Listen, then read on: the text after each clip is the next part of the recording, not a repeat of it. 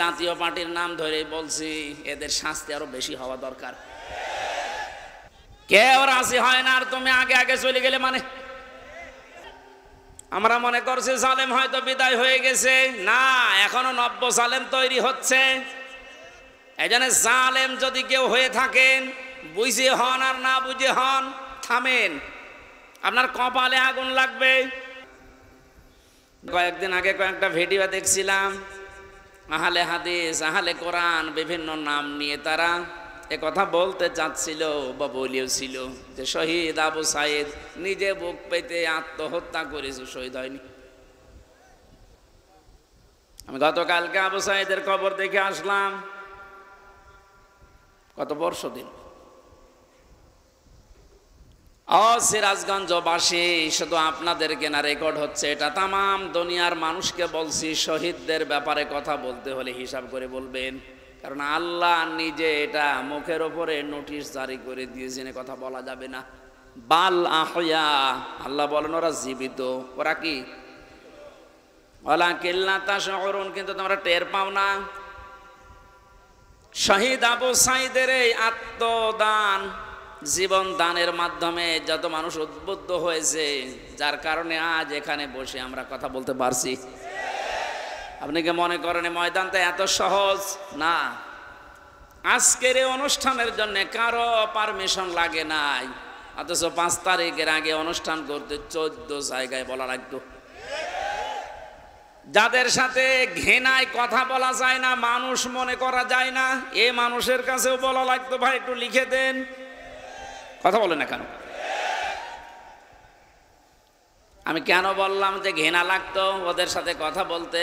আমি এমনি বলি নাই, কোরআনে কারীম জানিয়েছে, ইন্নাল্লাযীনা কাফারু মিন আহলিল কিতাবি ওয়াল মুশরিকিনা ফি নারি জাহান্নামা খালিদিনা ফিহা উলাইকা হুম শাররুল বারিয়া।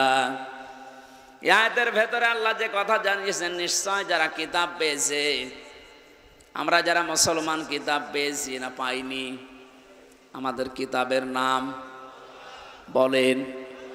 ইহুদিরা দাবি করে ওরাও কিতাব পেয়েছে তাওরাত, খ্রিস্টানরা দাবি করে ওরাও কিতাব পেয়েছে ইনজিল। 104 খানা সহিফা কিতাব মিলিয়ে আল্লাহ পৃথিবীতে দিলেন। এই জন্য যারা কিতাব পেয়েছে, কিতাব পাওয়ার পরে যে মানুষগুলো কুফরি করে, তার মানে কিতাবের কথা জানার পরও গোপন করে রাখে। মুশরিক যারা পৃথিবীতে, এ মানুষগুলো জাহান্নামে থাকবে চিরকাল। যত সৃষ্টি আল্লাহ বানিয়েছেন, সব চাইতে বড় খারাপ সৃষ্টি আল্লাহ তাদের নাম উল্লেখ করেছেন। আমরা তো তাই দেখেছি, কোরআন আমরাও পেয়েছি। আমাদের মতো নামধারী মুসলমান যাদের কাছে অনুমতি নেওয়া লাগতো, এরাও পেয়েছে। কথা বললেন না কেন? আজকে ইসলামী ব্যাংকের এক অফিসার এসেছিল দেখা করার জন্য একটু আগে। ওনার কাছে একজন বলছে, আজকে তো মাহফিল আছে এখানে আমির হামজার, যাবেন না? উনি কোন দল করে আমি জানি না, উনি ঘোষণা দিয়েছে যে যাব কি করে, ওখানে তো তাফসীর হবে না, হবে রাজনীতি। আপনি কথা বলতে পারলেন? আমি কোরআনে মানুষ উল্টাপাল্টা ধারণা করবে আমার কথা শোনার পরে, জন্য আমি আয়াত, পারা, পৃষ্ঠা, লাইন, রুকু, সূরার নাম, তাফসীরের নাম সব বলে দেই, যে আপনি বাড়িতে মিলিয়ে দেখেন আমার কথা কোরআন হাদিসের বাইরে যায় কিনা। এরপরেও যে লোকটাই কথা বলেছে যে ওখানে ওয়াজ হবে না, তাফসীর হবে না, রাজনীতি হবে, রাজনীতি কি ওয়াজের বাইরে? রাজনৈতিক জীবনে যারা ভুল করছেন, কোরআন আর হাদিস বাদ দিয়ে যারা রাজনীতি করে জাহান্নামে যাচ্ছেন, আপনাকে তো আমার বাঁচানো লাগবে। আপনি আরো বন্ধু মনে করে আসবেন তাড়াতাড়ি না, উল্টাপাল্টা ফতোয়া দিয়ে নিজেও আসেন না, মানুষের মনও সন্দেহ তৈরি করেন। যিনি কথা বলেছেন তিনি ভুল পথে আছেন। আপনি এখন যদি তাওবা না করেন যে ওখানে গেলে রাজনীতি হবে, তাফসীর হবে না, আপনি যদি একথা সজ্ঞানে বলে থাকেন, আপনার ঈমান নষ্ট হয়ে গেছে। কারণ রাজনীতি এই শব্দটা কোরআনে নেই। বলেন,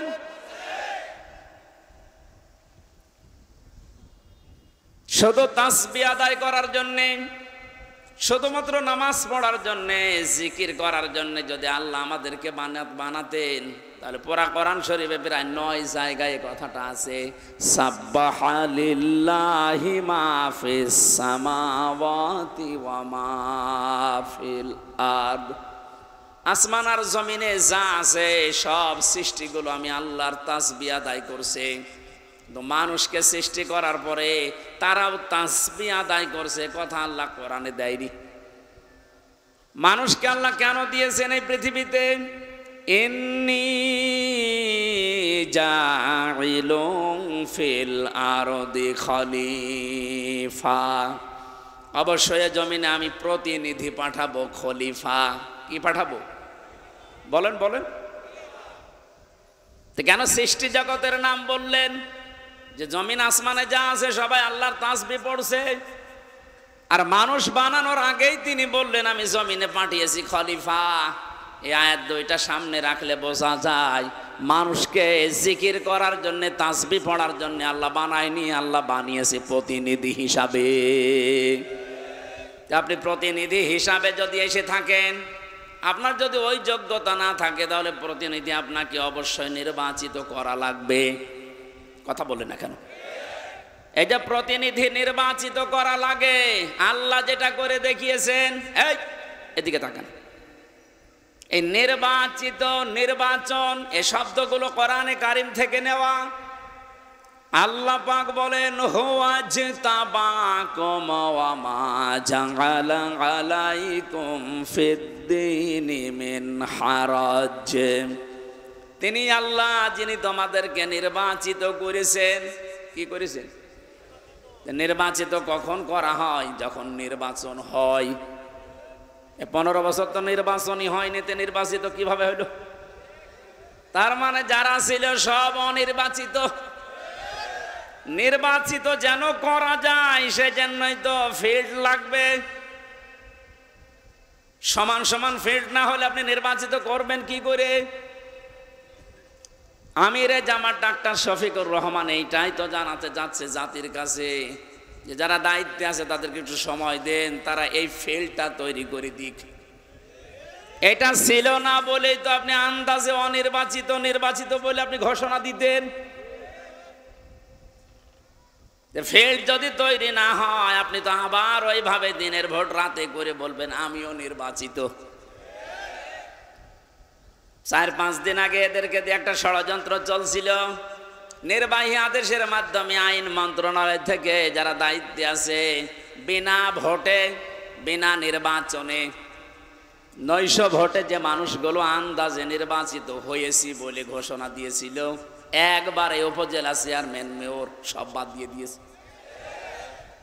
ওই মানুষগুলো শুরু করেছিল, না আমরা তো নির্বাচিত। কিসে নির্বাচিত? তোমাকে ফিল্ড তৈরি করেছিলে। আমার তো মনে হয় এদেরকে যারা সাহায্য সহযোগিতা করেছে এই ভোটে দাঁড়ানোর মাধ্যমে নাম দিয়ে, এরাও অপরাধী, কারণ এরা নির্বাচিত করতে দেয়নি।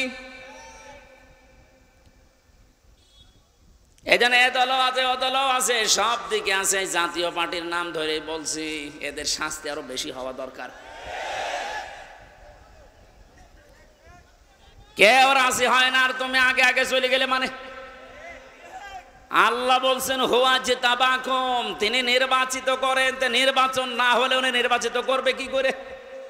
আর নির্বাচিত করার জন্য আল্লাহ প্রতিনিধিদের মাধ্যমে এটা তৈরি করেছেন। আমরা এখন নির্বাচিত করব কাদের, সেই কথা আল্লাহ কোরআনে দিয়েছেন।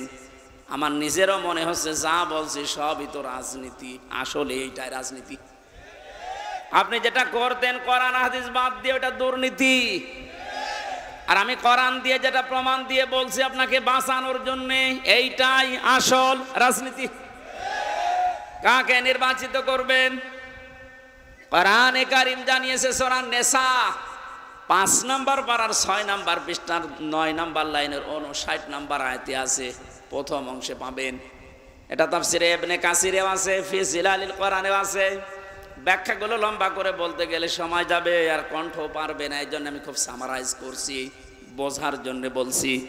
ইয়া আইয়ুহাল্লাযীনা আমানু আতিউল্লাহা ওয়া আতিউর রাসূলা ওয়া উলিল আমরি মিনকুম। এখানে আলেম বসে আছে, যারা এখানে বসেন কোরআন হাদিস তারা একটু খেয়াল করবেন, যারা বসেন না তারা অ্যাক্টিভ হবেন যেন বাড়ি যেয়ে মিলাতে পারেন। আল্লাহ ডাক দিয়েছেন ইমানদারেরা আমার আনুগত্য করো, আমার রাসূলের আনুগত্য করো। আর তোমাদের ভেতরে যারা উলিল আমর নেতৃত্ব দেয়, নেতা যারা, তাদেরকেও মেনে চলো।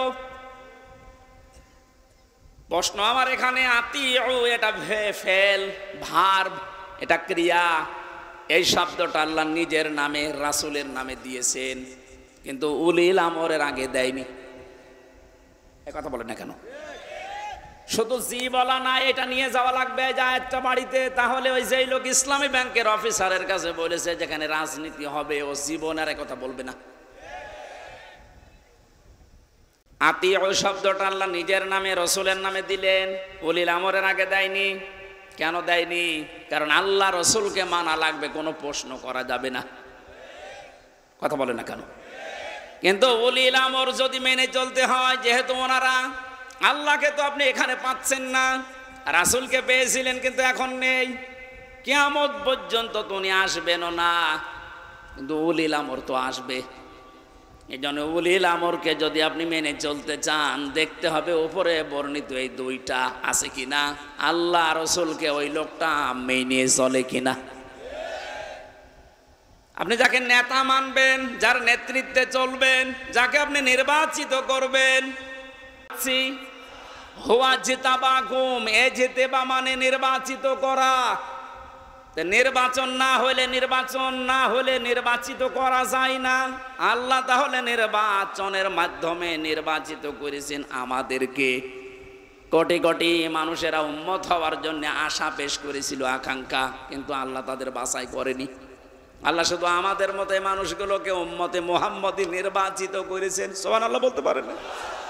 মুসা নবীর মতো, ঈসা নবীর মতো এত বড় পাওয়ারফুল নবীরা আকাঙ্ক্ষা করেছিল যে আমরা নবী হয়েছি ভালো, কিন্তু নবী না হয়ে যদি মুহাম্মদুর রাসূলুল্লাহর উম্মত হতে পারতাম তারপরও ভালো হতো।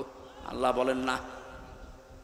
একজনেরটা কবুল হয়েছিল হযরত ঈসার, এজন্য তিনি আসবেন দুনিয়ায় আবার নবী হয়ে না, উম্মত হয়ে। মুসা নবীর মতো এত বড় নবীর দোয়া কবুল আল্লাহ করেননি যে না তোমারটা হবে না। আপনি টের পাচ্ছেন যে নির্বাচিত হয়ে আমরা কত দামি জায়গায় আছি। বাংলার মুসলমানেরা, আজকে এই ওয়াজটা যদি আপনি বাড়ি নিয়ে যেতে না পারেন, এরকম ওয়াজ 1 বছর পরে একদিন না, প্রতিদিন 24 ঘন্টা হলেও আপনার কোনো কাজ হবে না। এই জন্য আতিউ শব্দটা আল্লাহ দেওয়ার কারণে আল্লাহ রাসূলকে মানতে গিয়ে আপনি কোনো প্রশ্ন করতে পারবেন না, বুঝে আসুক আর না আসুক। হয়তো আপনার এই স্বল্প জ্ঞানে বুঝে আসছে না, কথা বলেন না কেন? তা আল্লাহ আপনার চাইতে ভালো বোঝে না, বোঝে না? কিন্তু উলিল আমর যারা, এদেরকে মানতে হলে মাস্ট বি, অবশ্যই দেখা লাগবে লোকটা আল্লাহ রাসূলকে মেনে চলে কিনা। যদি মেনে চলে তাকে মানা ফরজ, যদি মেনে না চলে তাকে মানা হারাম। হযরতে সাদ ইবনে আব্দুল্লাহ ইবনে সাদ রাদিয়াল্লাহু তাআলা আনহু বিবাহ করার পরে খোরমা বিলি করলেন, মিষ্টি বা খোরমা খেজুর। মোনাজাত কমপ্লিট হয়ে গেছে, বিয়ে শেষ, বাসর ঘরে যাবেন। হঠাৎ করে এক কাছের চিঠি নিয়ে এসেছে, ডাক দিয়ে বলে আব্দুল্লাহ খলিফাতুল মুসলিমিন হযরত ওমর চিঠিটা পাঠিয়েছে। উনি চিঠি খুললেন, ওখানে লেখা দেখলেন, ও আব্দুল্লাহ যেখানে থাকো আমি রাষ্ট্রের দায়িত্বে আছি। ওমর, আমি তোমার উলিল আমর বলছি, আমি তোমার উলিল আমর বলছি, যেখানে থাকো চিঠি পাওয়ার পরে সঙ্গে সঙ্গে দেখা করো, তোমার জিহাদের ময়দানে পাঠাবো। উনি মুরব্বীদেরকে জিজ্ঞাসা করলেন, মুরব্বীরা বলে হ্যাঁ আপনি যান, কিন্তু বাসরটা শেষ করেন। হযরত আব্দুল্লাহ ওই মজলিসে উঠে দাঁড়িয়ে কোরআনের কয়েকটা আয়াত পড়ে তাদেরকে জানিয়েছিলেন, ইয়া আইয়ুহাল্লাযীনা আমানু মা লাকুম ইযা ক্বিলা লাকুম ইনফিরু ফি সাবিলিল্লাহি সাকালতুম ইলাল আরদ আরাদিতুম বিল হায়াতিদ দুনিয়া মিনাল আখিরাহ ফামা মাতাউল হায়াতিদ দুনিয়া ফিল আখিরাতি ইল্লা কলিল। সূরা তাওবার ভেতরে আছে, আমি শব্দটা বোঝানোর জন্য আয়াতটা পড়লাম, খুব ভালো করে মিলান। তিনি মুরব্বীদেরকে বললেন, হে আমার মুরব্বীরা, আমার মাথার তাজ, আপনারা সম্মান করি আপনাদের। আল্লাহ কি ডাক দিলেন আমাকে, ঈমানদারেরা, যখন তোমাদেরকে আল্লাহর রাস্তায় বের হওয়ার জন্য বলা হয় তখন তোমরা মাটি কামড়িয়ে পড়ে আসো। তোমরা কি দুনিয়ার জীবন পেয়ে সন্তুষ্ট হয়ে গেলে? অথচ আখিরাতের তুলনায় দুনিয়ার জীবন একেবারেই সামান্য। তার মানে এই ময়দানে আমাকে এখন পাঠাতে যিনি চাচ্ছেন উনি সাধারণ মানুষ না, উনি হচ্ছে উলিল আমর। কেন? হযরত ওমর যেহেতু আল্লাহ রাসূলকে মেনে চলে, এজন্য ওমরকে মানা এই মুহূর্তে ফরজ। কথা বুঝলেন?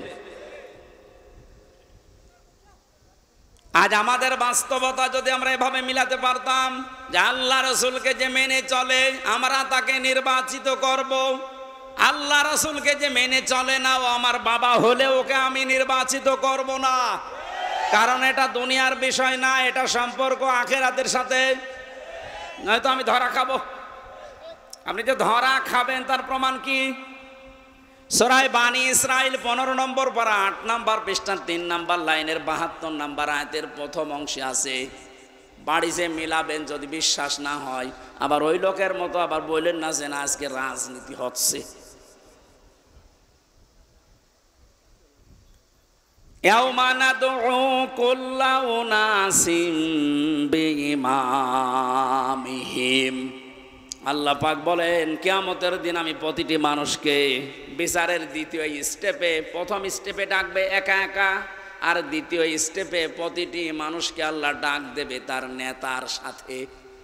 কার সাথে? আগে নেতা, এরপরে কর্মী। এটা রেকর্ড হয়ে সারা বাংলাদেশে কালকে ছড়িয়ে যাবে। 18 কোটি মানুষের দায়িত্ব নিয়ে এখন আমি বলছি, কান খাড়া করেন দেশের মানুষেরা। কোরআনের চোখ, হাদিসের চোখ লাগিয়ে দেখতে পাচ্ছি আপনি জাহান্নামে যাচ্ছেন। আপনার নিজের বিবেকের কাছে বলেন তো, কিয়ামতে প্রতিটি মানুষকে আল্লাহ যেহেতু তার নেতার সাথে তুলবে, যেই নেতার আদর্শ আপনি মেনে চলেন, যাকে নির্বাচিত করবেন বলে আপনি ভোট দেওয়ার সিদ্ধান্ত নিচ্ছেন, আপনি নিজে থেকেই বলেন ওই লোকটা যদি কিয়ামতে আপনার সামনে দাঁড়ায় আপনি তার পেছনে। আল্লাহ তো আগে ওকে দেখবে, এরপর আপনাকে। আপনার কি মনে হয় ওর যা অবস্থা, ওর যা চরিত্র, ওর যা সুরত সিরাত, ওরে দেখলে আল্লাহ মাফ করবে বলে মনে হয়? দেখলে অবশ্য না, তো এখনই ধরা খাবে।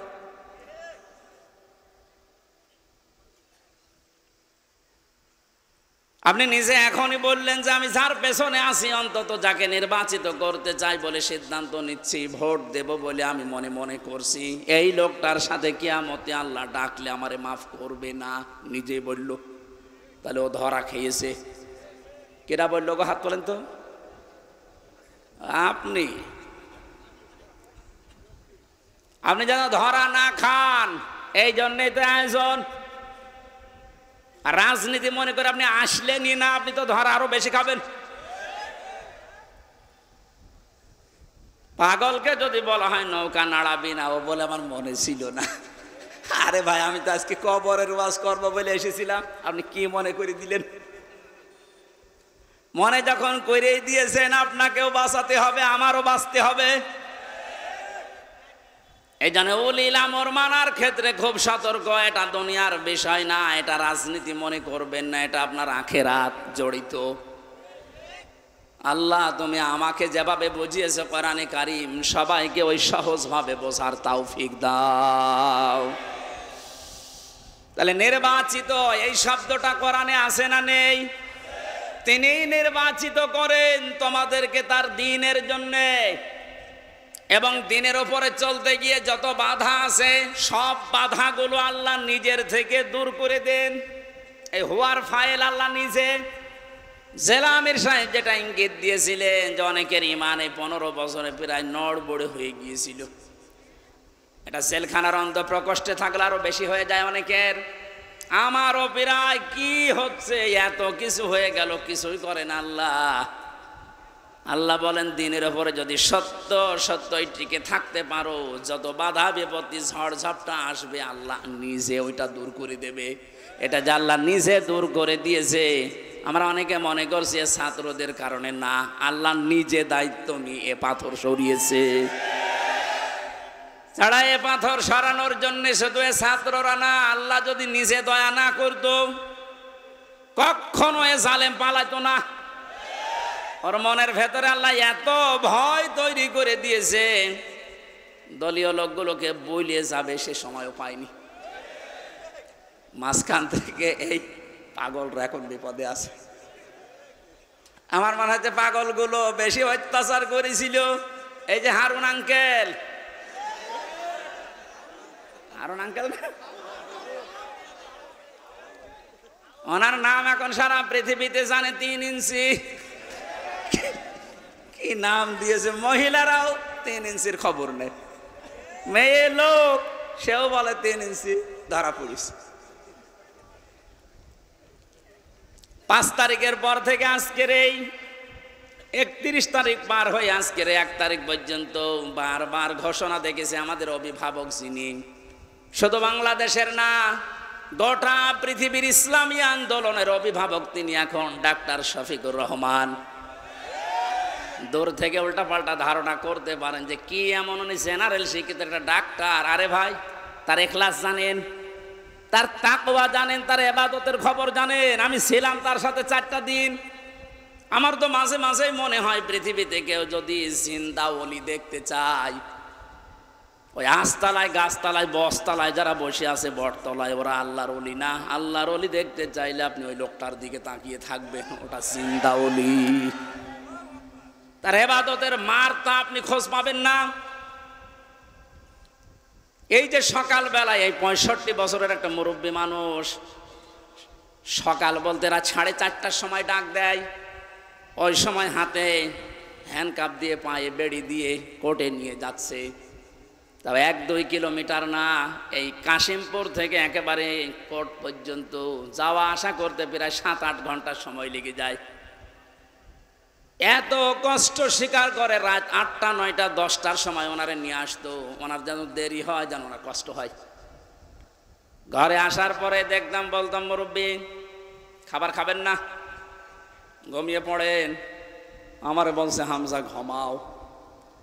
যত পাশেই ছিলাম মাঝে মাঝে জিজ্ঞাসা করতাম যে এত কষ্ট করে আসলেন, ঘুমাবেন না? আমারে বলছে ঘুমাও, আমি এখন কিছু সময় আল্লাহর জিকির করব, দরুদ শরীফ পড়ব। 2-2.5 ঘন্টা ঘুমিয়ে যে মানুষটা রাত 9:30, 10টার সময় কোর্ট থেকে এসে 2 ঘন্টা 2.5 ঘন্টা পর্যন্ত ঘুমিয়ে এরপরে তাহাজ্জুদের নামাজে, হাফেজ কিনা আমি জানি না, যতটুকুই পড়তো এরপরে সেজদায় পড়ে যেত। 40-45 মিনিট, 1 ঘন্টা দেখি সেজদায় পড়ে আছে। ভোর পর্যন্ত যার সাদা দাড়িগুলো, সাদা চুল সব সাদা হয়ে গেছে, টপ টপ করে পানি পড়তো, শুধু হাত তুলে সেজদার পরে বসে আছে। আমার তো সেজদা লাগে 1.5 মিনিট, 2 মিনিট, আর ওনার সেজদা লাগতো 45 মিনিট, 1 ঘন্টা। 1.5 ঘন্টা কেটে যেত এক সেজদায়। আমার 12 রাকার তাহাজ্জুদ মিলে মাত্র 1.5 ঘন্টা ওনার এক সেজদায় চলে যেত। বাকি তাকওয়ার খবর তো বাস্তবে আপনি টের পাননি। প্রতি সোমবার, বৃহস্পতিবার রোজা রাখার নিয়ম। কয়জন মহারথী আছে এখানে আমল করে? সারাটা জীবনে আমল করতে করতে আসতেছে, খালি ধারণা করে দূর থেকে, হ্যাঁ কি জানে এত ডাক্তার মানুষ। তার যে এলেমের বহর, একটা জেনারেল মানুষ হয়ে কোরআনে কারিম এরকম গভীর গভীর কথা বলা আমি বিশ্ববিদ্যালয়েও পাইনি। আরে ভাই, আমি তো ভার্সিটিতে শেষ করে আসলাম, আমাদের বহর তো আমি দেখেছি। ডাক্তার মানুষের কাছে থেকে কোরআনে কারিমের শব্দের এত গভীরে যেতে পারতেন আমি দেখেছি বাস্তবে। যে জীবনে ওই রকম কথা আমি কোনো দিন শুনি নাই। অনার্স মাস্টার্স করেছিলাম, তো এক একটা শব্দ যখন বলতেন এমন এমন শব্দের অর্থ নিয়ে আসতেন যে কোনোদিন কল্পনাও আসে না যে এই শব্দের ভেতরে থাকতে পারে। দিনের ওপরে চলতে গিয়ে কোনো বাধা আল্লাহ নিজের থেকে দূর করে দেয়, রাখেন না। এটা আমি আগে জানতাম না, ওই সময় জেনেছি। আল্লাহ পাক বলেন, তোমাদেরকে যেহেতু আল্লাহ নির্বাচিত করেছে লক্ষ লক্ষ কোটি কোটি উম্মত থেকে, সুতরাং তোমাদের দাম কম না, অনেক বেশি। তোমাদের উপরে ঝড় ঝাপটা বিপদ আপদ আসবে আল্লাহ জানে, কিন্তু আসলে আল্লাহ থাকতে দেবে না, স্থায়ী হতে দেবে না। আল্লাহ নিজে দায়িত্ব নিয়ে ওই ঝড় ঝাপটা বিপদ আপদ তার নিজের দায়িত্বে দূর করে দেবে। আল্লাহ এইটাই করে দিয়েছে। এই কথা বলে না কেন? নাই তাই 15 বছরে কত মহারথী তো চেষ্টা করলো, সব চেষ্টায় প্রায় বিফল হয়ে গেছে। ছাত্র আন্দোলনের নামে যারা নেমেছিল এ মানুষগুলোর সাথে মাস্ট বি আল্লাহ আবাবিল পাঠিয়েছিল। জালেমদের মনের ভেতরে আল্লাহ ভয় তৈরি করে দেন। এ দায়িত্ব কার? আরো জোরে। এটা তৈরি করেন কাদের কারণে? যে মানুষগুলোর ভেতরে ইখলাস আছে যত বেশি, তাকে দেখলে জালেমরা ভয় পায় তত বেশি। আমরা 15 বছর অনেক জালেমকে ভয় পেয়েছি তার অত্যাচারের কারণে, আর আমিরে জামাতকে এখনো জালেমরা ভয় পায় তার তাকওয়ার কারণে। বাংলার মুসলমানেরা, আমি যেটা বোঝানোর জন্য পর্যন্ত এসেছিলাম, শহীদ যারা হয় এদের নিয়ে যারা উল্টাপাল্টা ধারণা করেন, কোনোদিন এই মুখ দিয়ে কথা বলবেন না যে ওনারা মরে গেছে, এমনি না, ওনারা জীবিত, কিয়ামত পর্যন্ত শুধু জীবিত এইটাই থাকবে, কিন্তু আমরা টের পাই না। এর পরের কথা আল্লাহ দিয়েছেন, মানুষ যেহেতু ধারণা করতে পারে, মুখে হয়তো বলে না, কিন্তু ধারণা করতে পারে যে ও মরে গেছে। আল্লাহ ধারণার উপরও নোটিশ দিয়েছেন, ওয়ালা তাহসাবান্নাল্লাযীনা কুতিলু ফি সাবিলিল্লাহি আমওয়াতা বাল আহইয়াউন ইনদা রাব্বিহিম ইরযাকুন। সূরা আলে ইমরান 4 নম্বর পারা 11 নম্বর পৃষ্ঠা 9 নম্বর লাইনের 169 নম্বর আয়াত। এটা তাফসীরে কাবীরে পাবেন। আল্লামা ফখরুদ্দিন রাজি রহমতুল্লাহ আলাইহি ব্যাখ্যা করতে গিয়ে লিখেছেন, ওই পৃথিবীর মানুষেরা মুখ দিয়ে তো বলবেই না, অন্তরে যেন এ ধারণাও কোনোদিন না আসে যে শহীদরা মরে গেছে। এটা ধারণাও করা যাবে না। বালাহিয়াউন, বরং তারা জীবিত, বরং তারা কি? আরো জোরে। ইনদা রাব্বিহিম ইরযাকুন, তারা তাদের রবের কাছে খাবার খাচ্ছে। শহীদ আবু সাইদের বাড়িতে গিয়েছিলাম, যে গরিব মানুষ, 6টা ছেলে ওনার, এটাই ছোট। ওনার বাবা মারে বলছিল যে অবস্থায় ওদের বাড়ি ঘর দেখলাম, আমার মনে হয় 3 বেলা পেট পুরে খাবার খাওয়ার মতো পরিবার না। আল্লাহ তার জীবনটা এত বেশি পছন্দ করেছিলেন, সাধারণভাবে মরণ দেয়নি, এত সাহস তার বুকের ভেতরে দিয়েছিলেন, জালেমদের সামনে জীবনটা দিয়ে শাহাদত বরণ করে কিয়ামত পর্যন্ত জান্নাতি খাবার খাবে। কোনো সন্দেহ নেই, এতে কিয়ামত পর্যন্ত আল্লাহ খাওয়াবে। কারণ যেহেতু মরে না, জীবিত থাকে, আর জীবিত থাকলে খাওয়া লাগে, খাওয়া লাগে না? আর খেলে রক্ত গোশত তৈরি হয়, খাবার খেলে মানুষের রক্ত গোশত তৈরি হয়। ওই দিন আমার মাহফিল, দিন রাতের বেলা গিয়েছিলাম ওখানে, রাত 9:30টার পরে অনুষ্ঠান ছিল আমার গাইবান্ধার গোবিন্দগঞ্জে। ওখানে এসে উঠলাম, জেলা আমির সাহেব এসে আমারে বলছে, আমির হামজা, 1 মাস আগে এখানে সাব্বির নামে একামতে দিনের একজন, ওকে মেরে ফেলা হয়েছিল। 1 মাস পরে ওর কবর খুঁড়ে কবর ভেঙে গেছে বৃষ্টিতে, দেখলাম ওর কবরের ভেতর থেকে তাজা রক্ত পাওয়া যাচ্ছে। সিরাজগঞ্জবাসী, আল্লাহর কসম করে বলছি, কোরআনের আয়াত আমি 100% বিশ্বাস করি, শাহাদত বরণ করলে সত্যি এরা কিন্তু মরে না, এরা জীবিত। আর জেগে থাকলে যেহেতু খাওয়া লাগে, আর খেলে মানুষের রক্ত গোশত চর্বি চামড়া তৈরি হয়। 1 মাস পরে এই জন্য কবর ভেঙে যাওয়ার পরে দেখা যাচ্ছে ওর রক্ত টাটকা রক্ত। তার মানে আল্লাহ 1 মাস তাকে না খাওয়িয়ে রাখে নাই। না খাওয়িয়ে রাখলে তো পাওয়া যেত না। কথা বলেন না কেন? এর একটা বাস্তব আর একটা প্রমাণ দিচ্ছি হাদিস। হযরতে হামজা রাদিয়াল্লাহু তাআলা আনহু, তার একটা ছোট্ট মেয়ে ছিল। সে শহীদ হওয়ার পরে নবীজির কাছে এসে বলেছিল, ভাই আমার বাবা যে শহীদ হয়েছে, আপনার মুখে আমি শুনেছি কোরআনে আছে যে শহীদরা মরে না, জীবিত, ওরা নাকি জান্নাতে ঘুরে বেড়ায়। আমার বাবা যে শহীদ হয়েছে জীবিত, আমি এটা দেখতে চাই। নবীজি বললেন, বোন আমার কি করে দেখাবো এখানে তোমাকে? হঠাৎ করে ছোট মেয়েটা আকাশের দিকে তাকিয়ে বলছে, আব্বু আমি এখানে। নবীজি বলছেন, বোন কাকে ডাক দাও? বলছে, আব্বু ওই যে পাখা লাগিয়ে কার সাথে যেন উঠতেছে। বিশ্ব নবী বলেন, বোন আমার ওটা দুনিয়া না, ওটা জান্নাতের ভেতরে তোমার বাবা জান্নাতের পাখি হয়ে উঠতেছে। এই লোকটাকে 70 টুকরা করা হয়েছিল, এক লজ্জা স্থান কেটে 3 টুকরা করেছে, বিভিন্ন জায়গায় ছড়িয়ে ছিটিয়ে দিয়েছে, উহুদের ময়দানে, পাহাড়ি এলাকায়। সাহাবায়ে কেরাম তার লাশ টুকরা টুকরা গুলো এনে যখন এক জায়গায় করলেন, কয়েকটা টুকরা আর পাওয়া যায়নি, এমন দূরে দূরে তারা ফেলে দিয়েছে। নবীজি নিজের চাদরটা দিয়ে হযরতে হামজাকে ঢেকে দিলেন, মাথা থেকে হাঁটু পর্যন্ত ঢেকেছিল হাদিস এটা, পার বেরিয়ে থাকে, ঢাকা যায় না।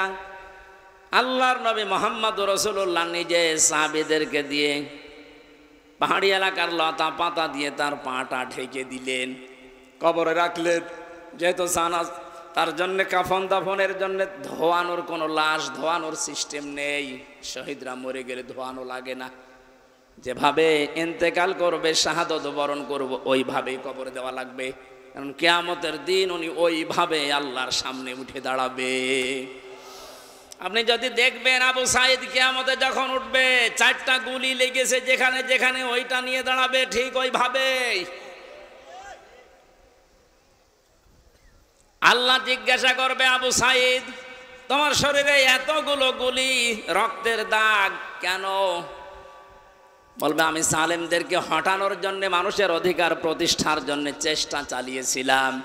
শেষ পর্যন্ত জালেমরা আমার বুকে, আমার পেটে, আমার মুখের উপরে গুলি লাগিয়েছে। যে সমস্ত জায়গায় গুলি লেগেছে, ওই জায়গাগুলো একেবারে জিন্দা নিয়ে তোমার সামনে আমি হাজির হয়ে গেছি। হযরতে হামজাকে আল্লাহর নবী কবরে রাখলেন।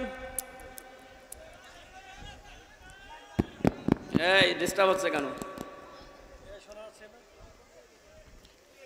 ডাক দিয়ে বলেন হামজাকে, রব্বুল আলামিন এই যে আমার চাচাকে আমি কবরে রাখলাম, এখন পর্যন্ত আমার চাচার উপরে আমি রাজি আছি, খুশি আছি।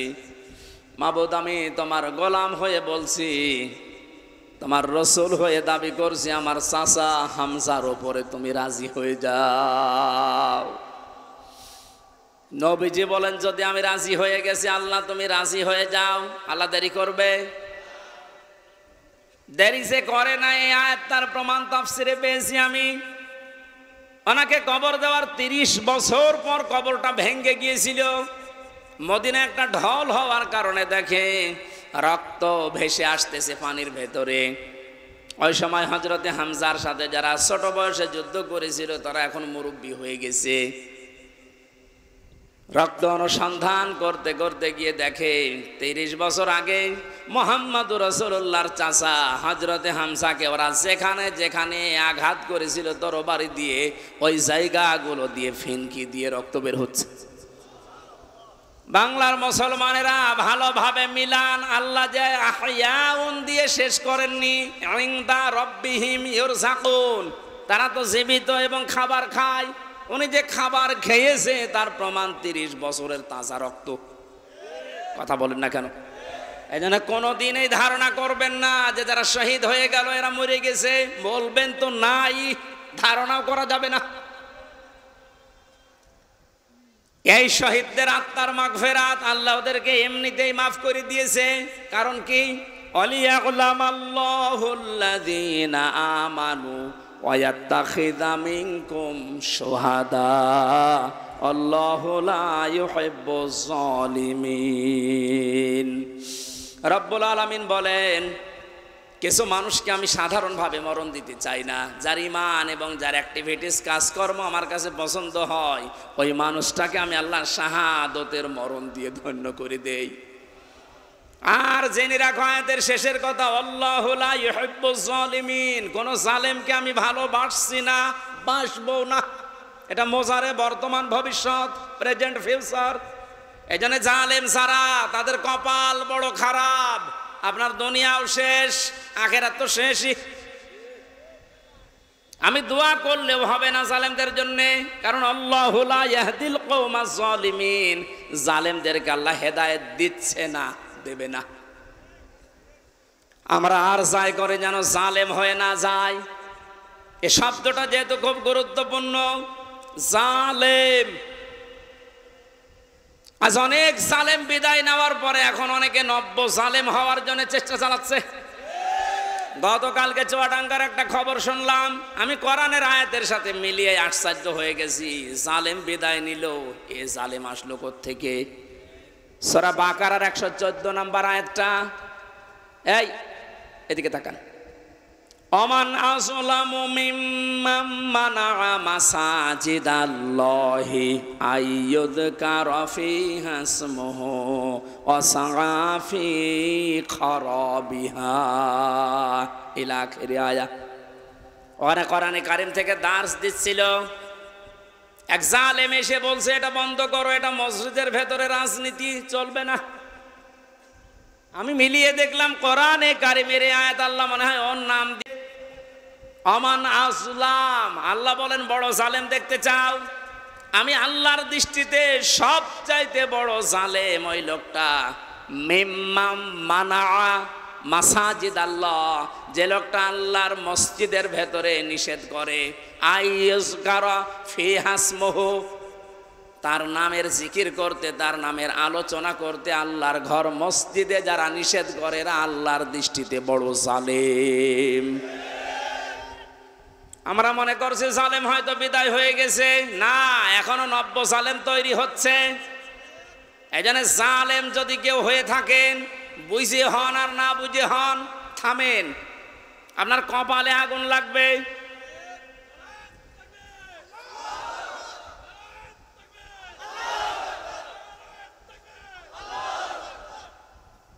এটা সূরা শুআরার ভেতরে আছে, শেষ নাম্বার আয়াত। আল্লাহ বলেন অতি শীঘ্রই জালেমরা তাদের পরিণতি, তাদের আশ্রয়স্থল দেখতে পাবে। এই জালেমরা যেমন আজ দেখতে পাচ্ছে, এত বড় দরবেশ কেউ দেখলাম জুলুম করার ফল কি? দাড়ি কেটেও বাঁচতে পারে না। আল্লাহ বলেন জালেমদেরকে আমি ধরি, কারণ জালেমের বিরুদ্ধে আমার মামলা। কার মামলা? শব্দটা লক্ষ্য করেছেন? জালেমের বিরুদ্ধে হামজা মামলা দেবে না, জালেমের বিরুদ্ধে মামলা দেবে কে? ডাক্তার শফিকুর রহমান আজকেও ঘোষণা দিয়েছে কুষ্টিয়ায় যে আমরা সবাইকে সাধারণ ক্ষমা করে দিলাম, কিন্তু যে পরিবারগুলো অত্যাচারিত হয়েছে তারা যদি এখন অত্যাচারের প্রতিশোধ নিতে গিয়ে কিছু করে, ওইটার জন্য আমরা দায়ী না। শব্দটা তো আসলে ঠিক, কারণ ওয়াইন আকাবতুম ফাআকিবু বিমিসলি মা উকিবতুম বি। আল্লাহ বলেন যতটুকু অত্যাচারিত হয় প্রতিশোধ অতটুকু নিতে পারবা। আমার তো যতটুকু মনে হচ্ছে এতটুকু নিলেও জালেমরা দুনিয়ায় টিকে থাকতে পারবে না। আপনাকে ব্যারিস্টার আরমানের মতো 8 বছর যদি মাটির নিচে ওই কবরের ভেতরে রাখা যায়, আপনি যত বড় জালেম হন এমনি মরে যাবেন। আল্লাহ তো বলেছে যতটুকু করেছে অতটুকু করো, আপনি পারবেন।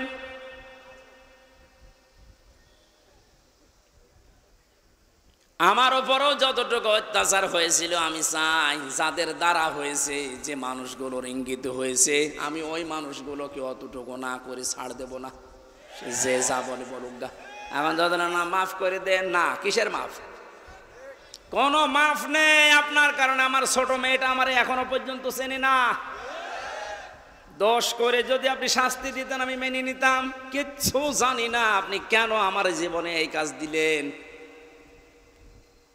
আর যেভাবে রেখেছিলেন আমাকে আর মাওলানা মামুনুল হককে, কোনো আলেমকে এত কষ্ট আমার বাংলাদেশে আমি আর শুনি নাই। আপনি আমার মতো একটা ছোট মানুষকে 24 ঘন্টা তালাবদ্ধ রেখে মনে হচ্ছে আমি ফাঁসির কন্ডেম ছেলে আছি, কত বড় অপরাধী। অথচ যে মামলাও দিয়েছিলেন, শাস্তি দিলেও 3 মাসের বেশি আপনি রাখতে পারেন না। এটা মূল্য চুরি মামলা। জালেমদেরকে মাফ করে দেওয়া মানে মজলুমের উপরে অবিচার করা। এক কথা বলছে না কেন? সারা বাংলাদেশের 18 কোটি মানুষকে যদি এই আয়না ঘরের সাথে যারা জড়িত ছিল, সে যেই কয়জনই হোক, যারাই জড়িত এর সাথে, এদেশের 18 কোটি মানুষ যদি মাফ করে দেয়, ব্যারিস্টার আরমানের বউ মাফ করবে না। আপনি ওই জায়গায় থাকলে আপনারও মনে হয়তো না আমি মাফ করবো না। আপনি যদি প্রথমেই বলে দিতেন যে তাকে আমরা মেরে ফেলেছি, মেয়েটা অন্য জায়গায় বিয়ে করতে পারতো। এক কথা বলছে না কেন? এমন অবস্থায় রাখলেন তার বউটা বিয়েও করতে পারে না 8টা বছর। যুবতী মেয়ে এভাবে জীবন্ত যৌবন কঠিন বিষয়, আপনি টের পাচ্ছেন না। তাই এটা ঠিক রাখা কত কঠিন বিষয় উনি পার করেছেন। আপনি বলছেন মাফ করে দিন, মাফ করে দিন। মানে আপনার মেয়ে যদি হয়তো, এ কথা তো দুনিয়ার বিষয় না। জালেম যারা জুলুম করছেন আজ এবং নব্য জুলুম করার জন্য যারা প্রস্তুতি নিচ্ছেন, আপনি কিন্তু নিজের কপালে আগুন লাগাচ্ছেন। এজন্য আল্লাহর ঘরের ভেতরে যদি আল্লাহর নাম, আল্লাহর কোরআনের কথা কেউ বলতে নিষেধ করে, এটা দুনিয়ায় সব চাইতে বড় জালেম।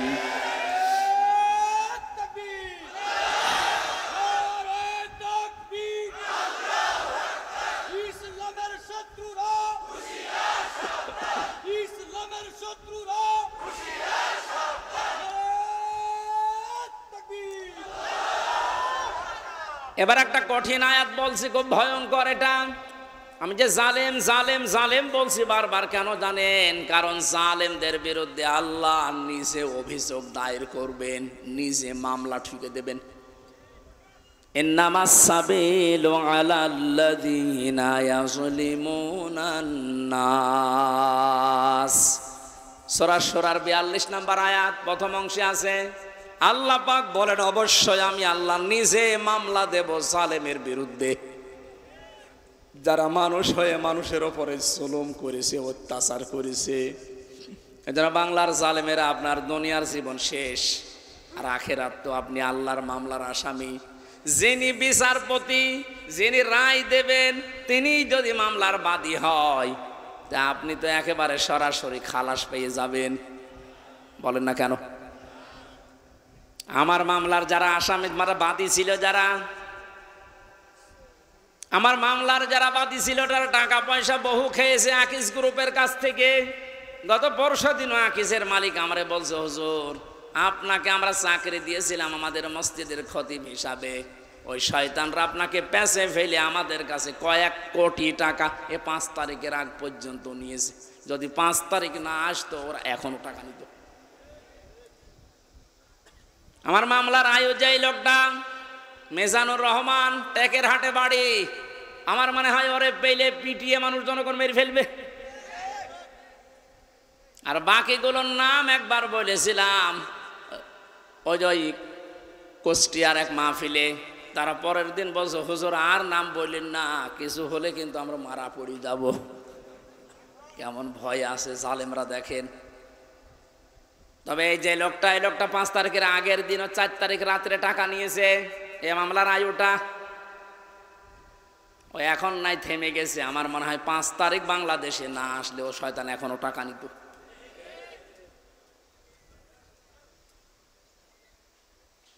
আপনারা তো আল্লাহর মামলার আসামি। আমার মামলা গত বৃহস্পতিবারে সব ঢিসমিস হয়ে গেছে, খারিজ করে দিয়েছে। বিচারপতি দেখিয়ে বলছে এটা মামলা হইলো, অথচ ওই বিচারপতি 5 তারিখের আগে বলতো এটা কিছু করা যাবে না। 5 তারিখের পরে এখন এই বৃহস্পতিবারে ও নিজে দেখিয়ে বলছে কি বিচার করব, কোনো মাল নেই।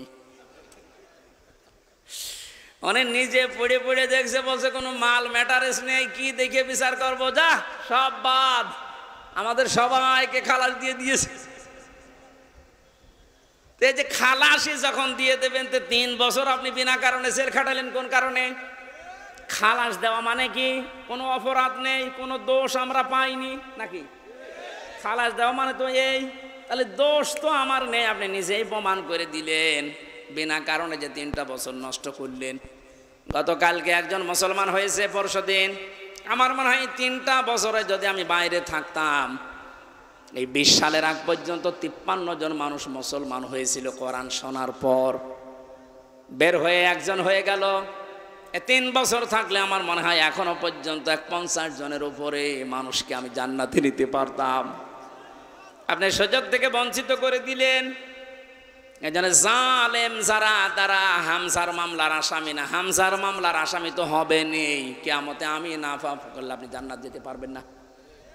আর সব চাইতে বড় দুঃখ আপনার জন্য, আপনি আল্লাহর মামলার আসামি।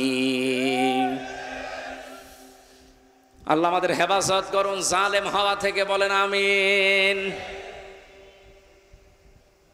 আমির জামাত শুধু একবার একটু ইঙ্গিত দিয়েছে, এক জালিমের হাত থেকে মুক্তি পেয়েছি, আর কোনো জালিম যেন আমাদের মাথার উপরে বসতে না পারে।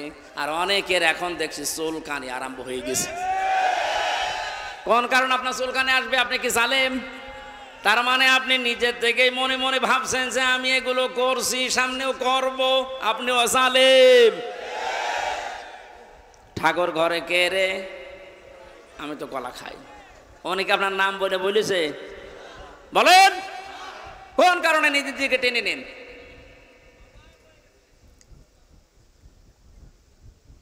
পাপ যদি পূর্ণ হয়ে যায় তখন কিন্তু আল্লাহ আর ছাড় দেয় না। ওয়ালা ইয়াহসাবান্নাল্লাযীনা কাফারু আন্নামা নুমলি লাহুম খায়রুল লিআনফুসিহিম ইন্নামা নুমলি লাহুম লিয়াজদাদু ইসমা ওয়া লাহুম আযাবুম মুহিন। কাফেররা ধারণা করে আমাদের চেয়ার যে বসে আছি, ক্ষমতার চেয়ার, এর নড়ন চড়ন নেই, এটা মনে হয় আল্লাহ ভালোবেসে আমাদেরকে দিয়েছে। আল্লাহ বলেন না, ওরা মনে করে আমাদের কল্যাণের জন্য চেয়ার, আমরা যা করছি সবই তো বৈধ। আল্লাহ বলেন তোদেরকে তোদের পাপের বোঝাটা পরিপূর্ণ করার জন্য আমি আল্লাহ চেয়ারে বসিয়ে রেখেছি। ওরা সর্বশেষ পাপের বোঝা পরিপূর্ণ করেছে ইসলামী আন্দোলন, একামতে দিন, জামাত ইসলামকে নিষিদ্ধ করার মাধ্যমে। এটা না করলে পাপের বোঝা পরিপূর্ণ হচ্ছিল না। যেই শয়তানগুলোর পরামর্শ এটা করেছিল, শয়তান এখন সব ডিম খাচ্ছে, সবগুলো ডিম খাচ্ছে, পচা ডিম। কথা বলে না কেউ? লিয়াজদাদু ইসমা, ওদের পাপের বোঝা 5 তারিখের আগ পর্যন্ত পূরণ হয়নি। যেই করেছে 1 তারিখে, 4 তারিখের ভেতরে আল্লাহ সব কমপ্লিট করে দিয়েছে। ওয়ালাহুম আযাবুম মুহিন, ওদের জন্য অপমানজনক শাস্তি। এর চাইতে আর কত অপমান হবে বলেন? বলছিলেন না জাজেলা আমের যে কেক মারছে, আমার মনে হয় আমরাও সুযোগ পাচ্ছি না, সুযোগ পেলে আমরাও 2-1টা দিতাম। কারণ আপনারা যা করেছেন আমার সাথে, কম বেশি এই দেশে যদি 10 জন আলেমকে পরিস্থিতির দিক থেকে, এলেম আমল না, শুধু পরিস্থিতির দিক থেকে 10 জন মানুষকে সারা বাংলাদেশে চেনে, তার ভেতর আমি একজন। পেটের ভেতর থেকে শুনতে শুনতে আসে যে হামজা বলে একজন আছে।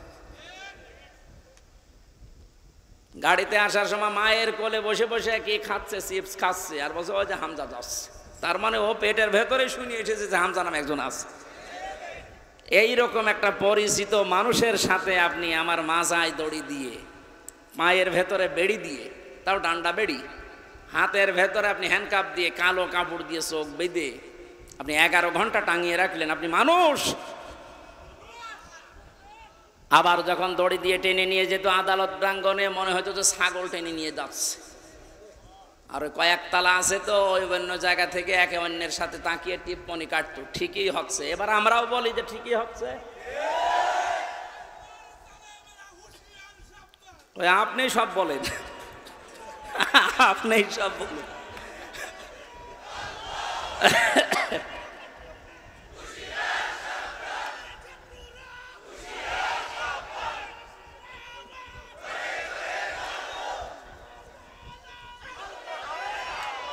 আলহামদুলিল্লাহ ভাই,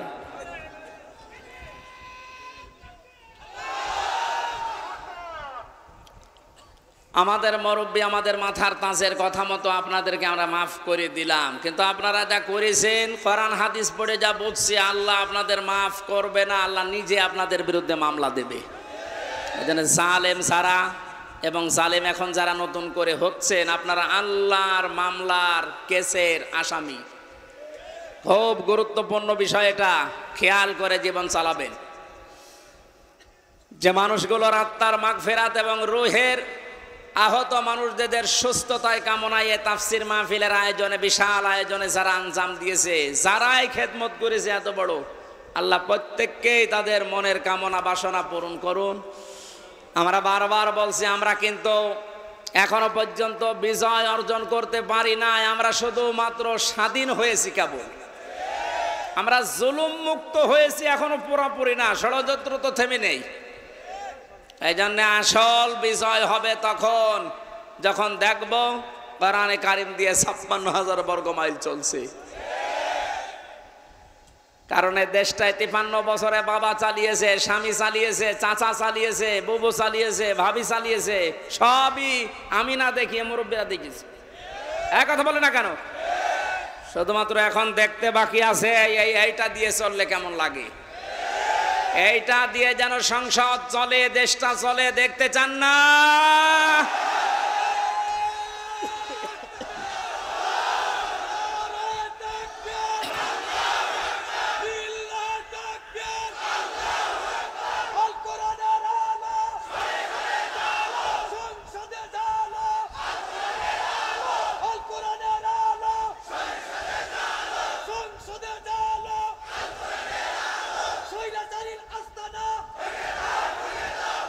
আলহামদুলিল্লাহ।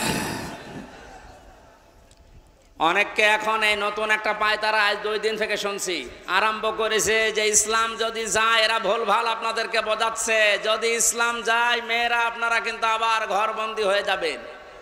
এই জুজুর ভয় দেখিয়ে লাভ নেই, মেয়েরা এখন বুঝতেছে। আপনি স্ট্যাটাসগুলো পড়েন ফেসবুকে, অধিকাংশ মেয়েরা এখন বলতে চাচ্ছে ইসলাম আসলে আমরা মায়ের কোলে থাকবো। আমিরে জামাত ঘোষণা দিয়েছে, যদি আল্লাহ আমাদেরকে কবুল করেন, মেয়েরা যে নিরাপত্তা পাবে কিয়ামত পর্যন্ত এই দেশের মেয়েরা ভুলতে পারবে না যে আবার কোরআন বাদে অন্য কিছু আসুক। আমরা ওইটা দেখাতে চাই, দেখাবো ইনশাআল্লাহ। কোরআনের সূরা সূরা, সূরা মানে সংসদ, সূরা মানে কি? যেহেতু সংসদ নির্বাচন সামনে আসছে, সংসদ নির্বাচন করার জন্য যে 7টা পদ্ধতি আছে, 7টা গুণ দেখে দেখে নেতা নির্বাচন করা যায়, ওই কথাগুলো আল্লাহ সূরা সূরার ভেতরে দিয়েছেন। আমরা মাত্র একটা আয়াত পড়েছি, আয়াতের নাম্বারও 7। কত?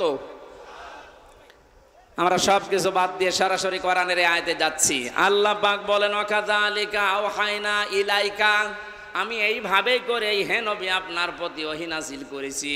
এই আয়াত নাজিল করা দেখে বোঝা যাচ্ছে এর আগেও আল্লাহ বিভিন্ন নবীদের উপরে ওহী দিয়েছিলেন, নাকি?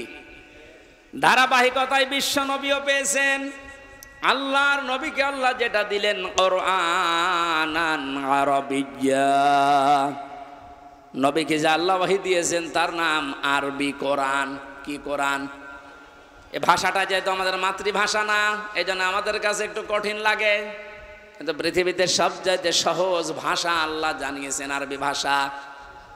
ওহী যেহেতু কোরআনে কারিম আরবি ভাষায় এসেছে, মুসলমানেরা আমাদেরকে এখন ইমানের দাবি অনুযায়ী আরবি ভাষায় শুদ্ধ করে কোরআন শিখতেই হবে, মাস্ট বি। আমি অনেক পীর সাহেবের মুরিদ, অনেক ইসলামী আন্দোলনের ভাইদেরকেও দেখেছি কোরআনে কারিমের কাছে যে ওরা দুর্বল। শুদ্ধ করে কোরআন পড়া বোঝার যে সিস্টেমগুলো চালু আছে, এটা 100% এখন আমাদের ফলো করা লাগবে।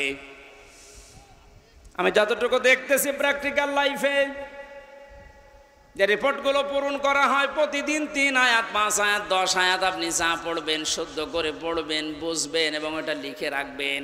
এই সিস্টেম যদি কেউ 4 মাস 6 মাস 1 বছর পালন করতে পারে, আস্তে আস্তে তার শুদ্ধ হয়ে যাবে।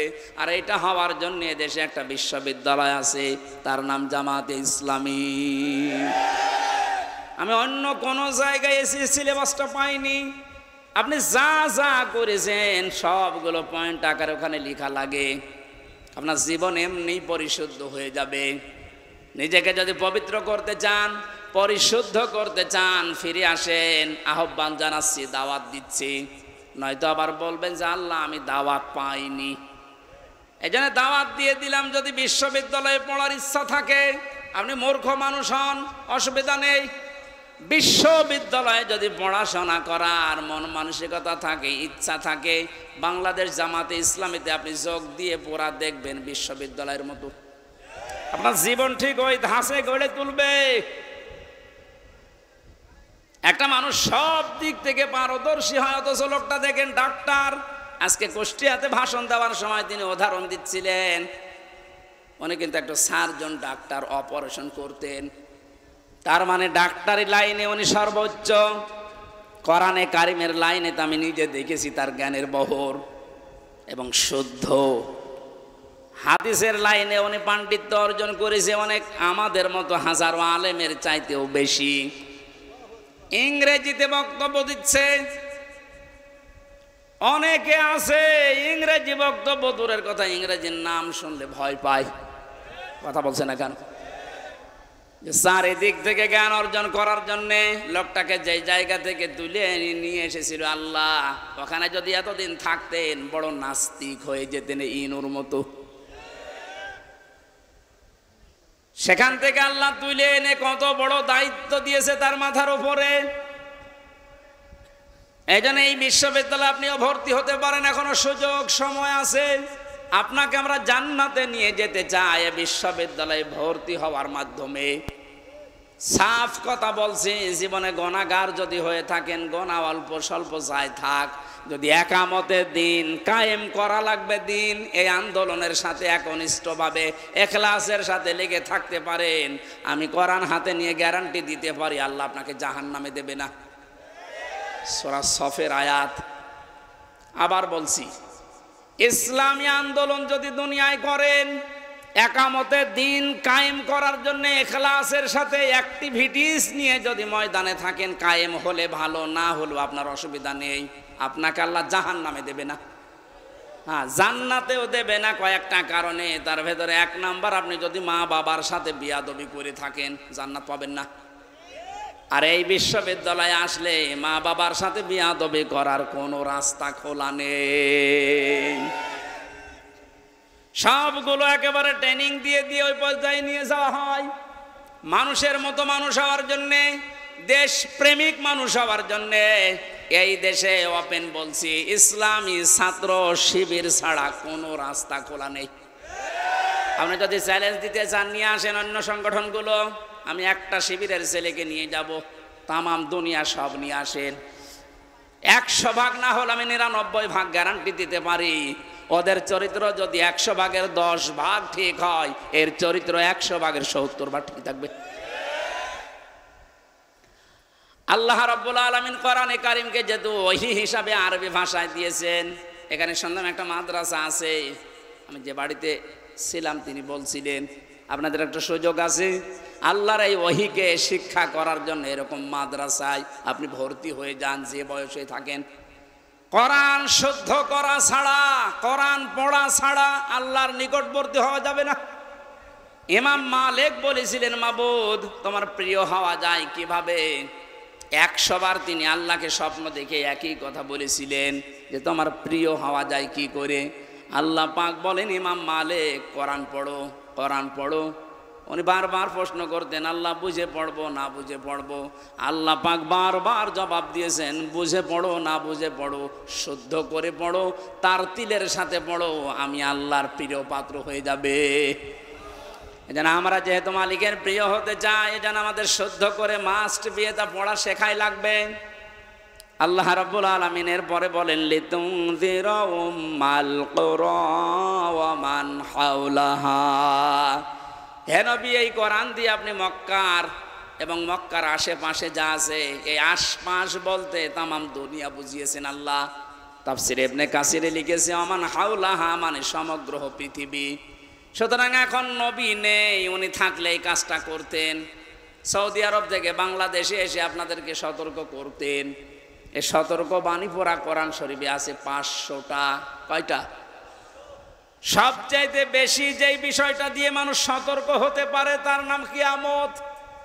কারণ এইটার জবাবদিহিতা যতদিন পর্যন্ত আপনি উপলব্ধি করতে না পাবেন যে কিয়ামত হবে, আল্লাহ বলেন তুনজির ইয়াউমাল জামিউ লা রাইবা ফি, ওই দিন সম্পর্কে সতর্ক করো যেদিন সম্পর্কে কোনো সন্দেহ নেই, সন্দেহের অবকাশ পর্যন্ত নেই।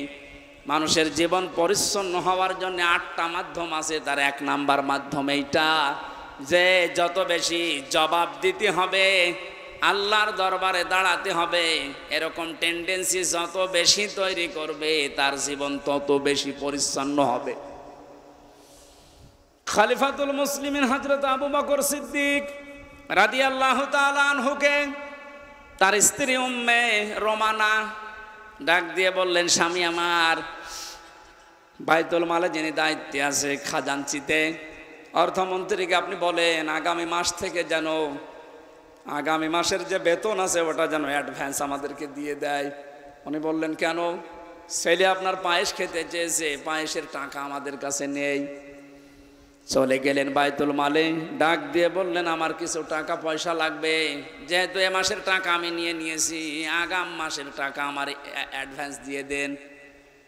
বাইতুল মালে যিনি দায়িত্বে ছিলেন তিনিও ওই রকমই তেল মারা মানুষ না।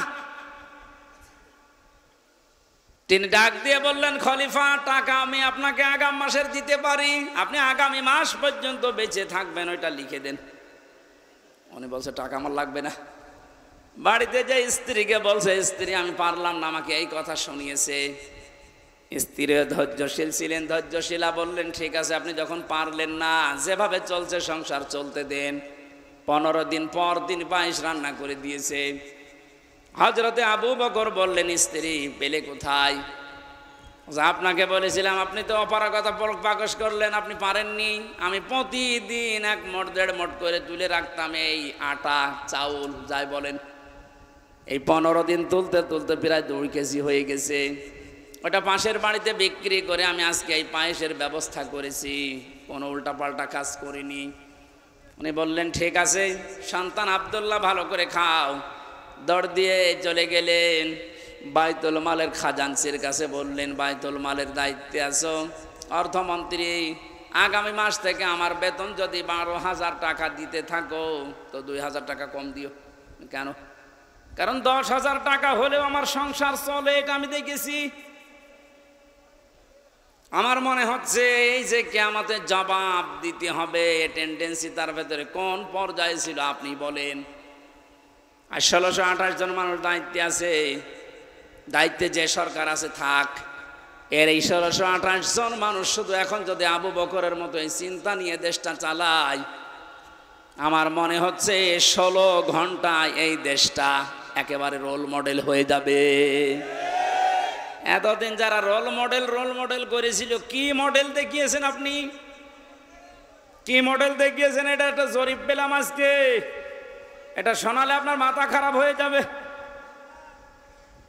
অবশ্য চাক 2009 সালে পিলখানার নির্মম হত্যাকাণ্ড, আমার সাথে 1500 জন মানুষের, তার ভেতরে আমার মনে হয় 900 মানুষ বিদ্রোহের নাম দিয়ে এই 14-15 বছর বেকার তারা জেল খাটতেছে, কিচ্ছু জানে না। এমনও মানুষ আছে। পঞ্চগড়ে এক মুরব্বির সাথে পরিচয় ছিল, বলছে আমি রিটায়ার্ড করবার 1 মাস পরে, অথচ 15 বছর 14 বছর আমি জেলে আছি। 2013 সালে হেফাজতের কর্মীদের শাপলা চত্বরে যে নির্মম হত্যাকাণ্ড, 2014 সালে একক নির্বাচন, 2018 সালে কোটা আন্দোলনকারীদের নির্মম নির্যাতন, 2018 সালে নিরাপদ সড়ক আন্দোলনকারীদের নির্মম নির্যাতন, 2018 সালের নির্বাচনী গায়েবী ভোট, বিরোধী দলীয় নেতা কর্মীকে গুম, খুন, হত্যা এবং আয়নাঘর, 11 লক্ষ কোটি টাকা বিদেশে পাচার, তার ভেতরে এক দরবেশী 36,000 কোটি টাকা, এটা 11 লক্ষ কোটি। দলীয় প্রয়োজনে পুলিশকে ব্যবহার, বাক স্বাধীনতা কেড়ে নেওয়া, সর্বশেষ 2024 সালে কোটা আন্দোলনের নামে গণহত্যা। এর একটাও অস্বীকার করতে পারবেন? আমি দেয়নি, বিবিসি দিয়েছে জরিপটা।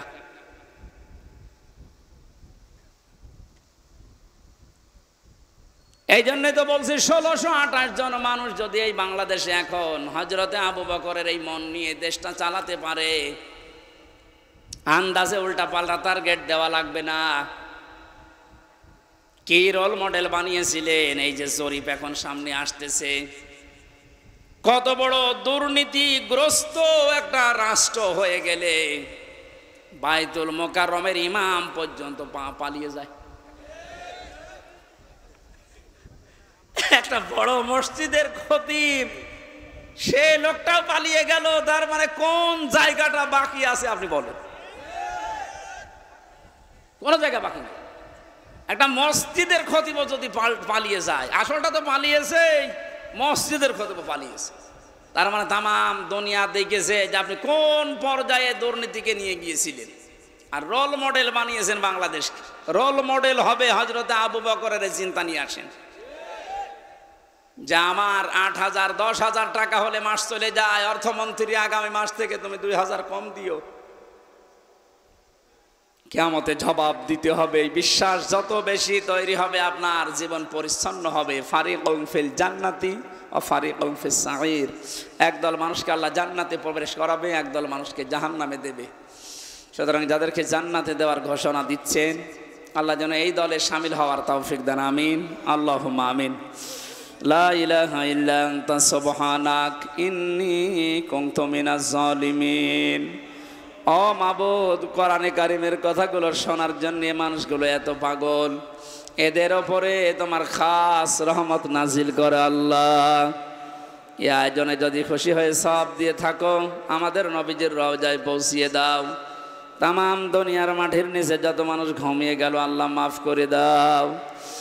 যে সমস্ত শহীদদের আত্মার মাগফিরাত এবং অসুস্থ মানুষদের সুস্থতায় কামনায় এই মাহফিলের আয়োজন, আল্লাহ তুমি সব দেখতে পাচ্ছ, সব শুনতে পাচ্ছ। ওদেরকে তুমি শাহাদতের উচ্চ মর্যাদা দান করো। আহতদের তুমি শেফায়ে কামেলা জেলা নসিব করে দাও।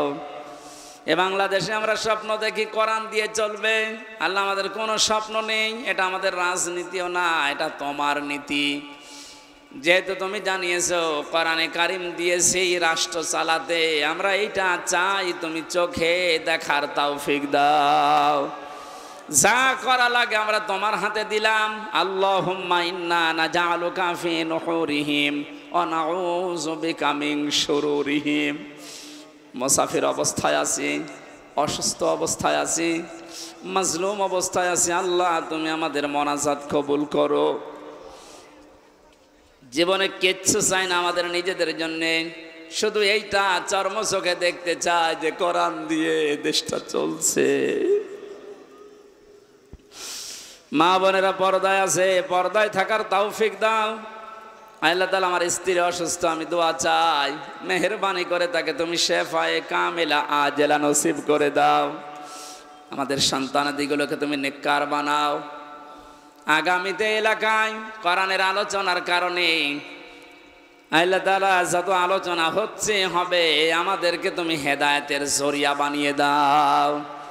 মাটির নিচে যত মানুষ আছে এলাকায়, প্রত্যেককে কবরে তুমি জান্নাত দান করো।